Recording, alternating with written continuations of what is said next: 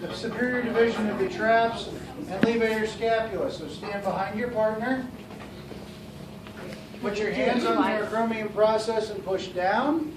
And don't stand all the way out here. Your partner does not have cooties, I guarantee it. You can do this to me Now, later you too, push down so on I their can feel it. shoulders, they shrug against you. You should feel that right through the center of your upper back. Pectoralis major is next. Stand in front of your partner. Shrug. They put their arms straight out in front. You put your hands right inside their wrist. They push in, you resist them. Should feel strain right across the anterior chest wall. Latissimus dorsi, again, standing in front of them. They raise their hand like they're going to ask a question. You put one hand on the back of their shoulder to stabilize, the other one just proximal to the elbow, and have them push down.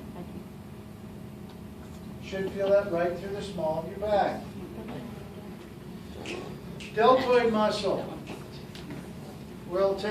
We've got two sections of that to test. Anterior deltoid.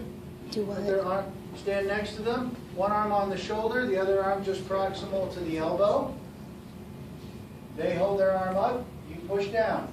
You feel it right across the anterior surface of the elbow, or the shoulder. Middle division of the deltoid. Stand in front of your partner. Partner puts their arms out straight. You put your hands just proximal to the elbow and push down. They resist you. Proximal means next. From there, we test supraspinatus. Same position. Rotate till your thumbs point down. Bring your arms forward about 15 degrees. And again, push down. They resist. Oh.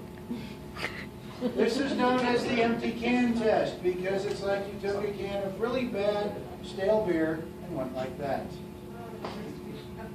Yes, I know that constitutes alcohol abuse in some circles, but anyway.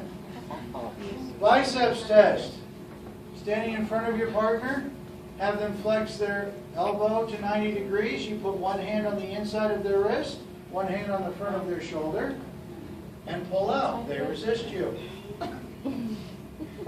Switching to the tricep, you just reverse your hands. Put your hand on the outside of their wrist and the back of their shoulder, and they push out.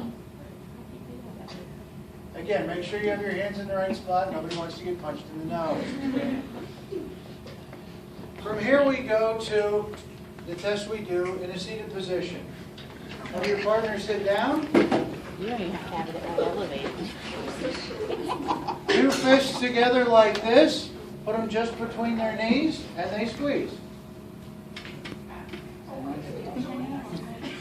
Do you want to fist me? In the same position, kneel down in front of them. Put one hand on the front of their knee to stabilize the joint. The other hand on the back of their ankle, and pull out. They resist you. Quit resisting. Okay. You guys are disgusting. Moving from there to test the hip flexors, you just stand up, put your hand on the top of their knee, and they try and lift their knee off the table or the chair. Oh yeah. Back at the testing the hamstrings, make sure you can identify those four structures that we were talking about. So have them pull back, and you reach down on the lateral side, you should feel a stout, heavy cord just underneath the skin. That is your biceps femoris, which Ryan is pointing these out on the model. On the medial side, you'll feel a smaller round cord that is semitendinosus. Just deep to that is semimembranosus. Just medial to both of those and running perpendicular is the gracilis muscle. So you should be able to feel four structures on the back of your knee. One laterally and three medial.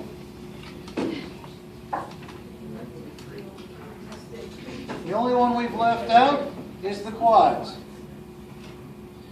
Your partner's still seated. They extend one of their legs at the knee. You put your hand on the front of their ankle and push down. They resist.